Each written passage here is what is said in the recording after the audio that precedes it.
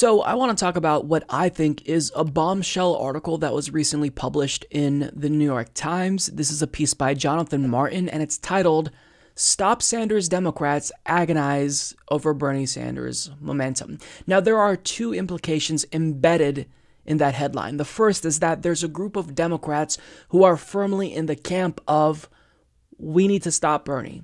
The second implication is that they're terrified because out of all of the declared candidates, he's the front runner. So there's a lot that you can take away from this article just by reading the headline, but if you go deeper, it tells me that there's actually a concerted effort to stop Bernie Sanders by members of the Democratic Party establishment. And we're going to get to some specific paragraphs here that allude to that. But first of all, when we talk about these Stop Sanders Democrats, the reasons they claim they're against Bernie Sanders is because they don't necessarily think that he is best suited to defeat Donald Trump, or they're worried that him winning the nomination will catalyze a third-party challenge by someone like Howard Schultz. But for the most part, what we need to take away from this is that there are powers within the Democratic Party establishment that are dedicated to stopping his momentum. And they are actively trying to concoct ways that they can undermine him. So let's get to some specifics here. So Jonathan Martin writes, the discussion about Mr. Sanders has to date been largely confined to private settings because, like establishment Republicans in 2016, Democrats are uneasy about elevating him or alienating his supporters. The matter of what to do about Bernie and the larger imperative of party unity has, for example, hovered over a series of previously undisclosed Democratic dinners in New York and Washington, organized by longtime party financier Bernard Schwartz. The gatherings have included scores from the moderate or center-left wing of the party, including Speaker Nancy Pelosi of California, Senator Chuck Schumer of New York, Minority Leader, former Governor Terry McAuliffe of Virginia, Mayor Pete Buttigieg of South Bend, Indiana, himself a presidential candidate, and the president of the Center for American Progress, Neera Tanden. So let's just stop and try to take in what was just confirmed in this article. There are previously undisclosed Democratic dinners where the subjects, what to do about Bernie, and party unity has come up. And the individuals who partook in these discussions include Democratic Party leadership, Center for American Progress president and neoliberal Neera Tanden, and Pete Buttigieg, currently officially confirmed to be conspiring with leadership to undermine Bernie Sanders. Now, if you want to be overly charitable here, you can say, well, look, they're talking about two things. They're talking about, one, what to do about Bernie, and two, how we can foster party unity.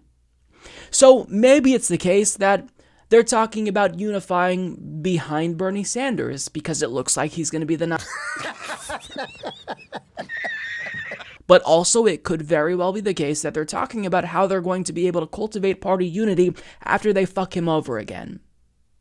Now, for me, I'm sorry, but I am a lot more cynical about the Democratic Party because the Democratic primary in 2016 was disgusting. It was disgraceful.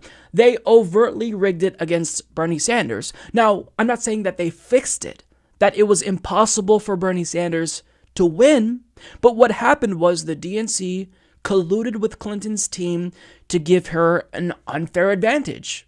It even screwed over Lawrence Lessig, Martin O'Malley, so it wasn't just Bernie Sanders. So after seeing that they did that, after hearing the DNC's lawyers admit that if they truly wanted to, it would be legal for them to just unilaterally choose the Democratic nominee in a smoke-filled room, I'm going to interpret this in the most cynical way possible because history dictates that that's what we should do. So Chuck Schumer, Nancy Pelosi, Pete Buttigieg, Terry McAuliffe, Neera Tanden are all meeting behind closed doors to discuss the matter of what to do about Bernie Sanders. Wow. It's honestly not surprising But you'd think after 2016, when they were exposed, they'd be a little bit less brazen about trying to undermine Bernie Sanders in such a public way. Now I know why these dinners were previously undisclosed, and to think that Pete Buttigieg himself, who is a presidential candidate, who I think would want impartiality, he's meeting with Democratic Party leadership, talking about this as well. What's so special about Pete that he gets to be included in these conversations? If you're going to genuinely have a good faith argument about what we can do to foster party unity, wouldn't you want to include the other presidential candidates, Bernie Sanders, Kamala Harris, even Joe Biden, people who actually have a real shot at winning? But they chose to bring in Pete Buttigieg. That tells you a lot about him.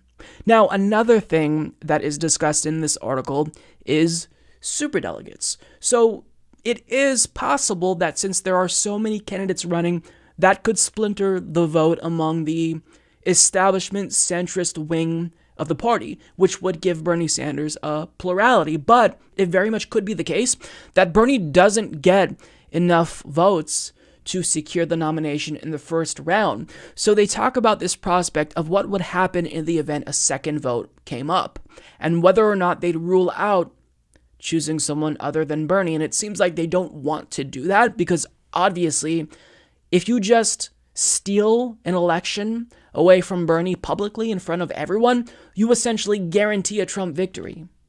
So it seems like they don't want to do that, but let me read to you what they specifically say. Quote, "If I had to bet today, we'll get to Milwaukee and not have a nominee," said Leah Daughtry, who was neutral in the 2016 Democratic Party primary. Now, this is someone who is a DNC member. The reason she theorized is simple. Super Tuesday, when at least 10 states vote, comes just 3 days after the last of 4 early states. After that, nearly 40% of the delegates will have been distributed, and she suspects carved up among Democrats so that nobody can emerge with a majority. Unlike Republicans, who used a winner-take-all primary format, Democrats use a proportional system, so candidates only need to garner 15% of the votes in a primary or caucus to pick up delegates. And even if a candidate fails to capture 15% statewide, he or she could still win delegates by meeting that vote threshold in individual congressional districts. Should no bargain be struck by the time of the first roll call vote at the 2020 convention in Milwaukee, such as a unity ticket between a pair of the leading delegate winners, the nomination battle would move to a second ballot. And under the new rules crafted after the 2016 race, that is when the party insiders and elected officials known as superdelegates would be able to cast a binding vote. The specter of superdelegates deciding the nomination, particularly if Mr. Sanders is a finalist, is highly unappetizing to party officials.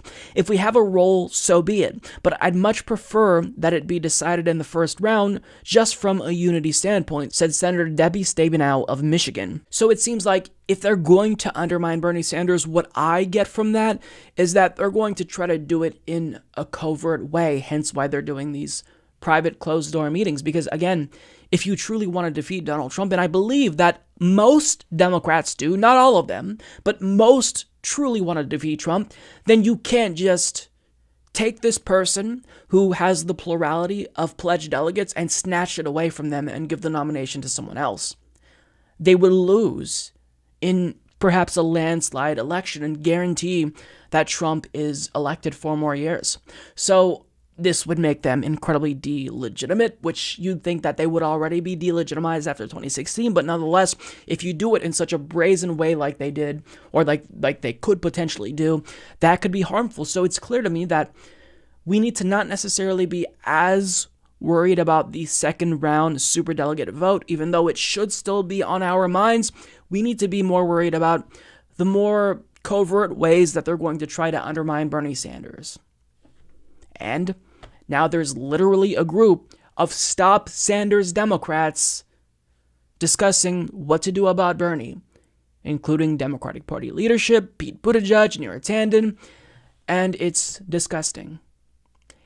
If you genuinely are concerned about the prospect of party unity, you've got to stop with stuff like this. But just keep in mind, there's a group of Democrats who are trying to actively undermine Bernie Sanders, and that is really disgusting. But is it surprising?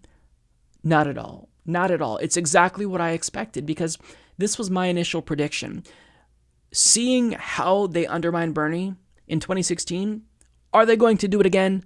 I think so, but they're going to do it in a different way. They're not going to limit debates, for example.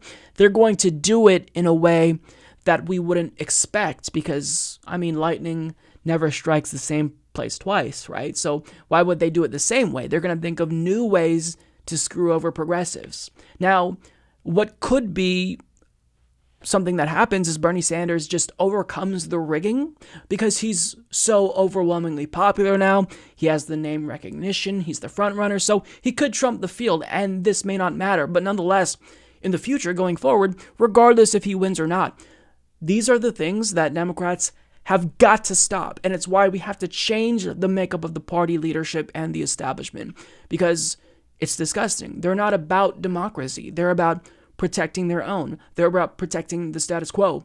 And it's morally reprehensible.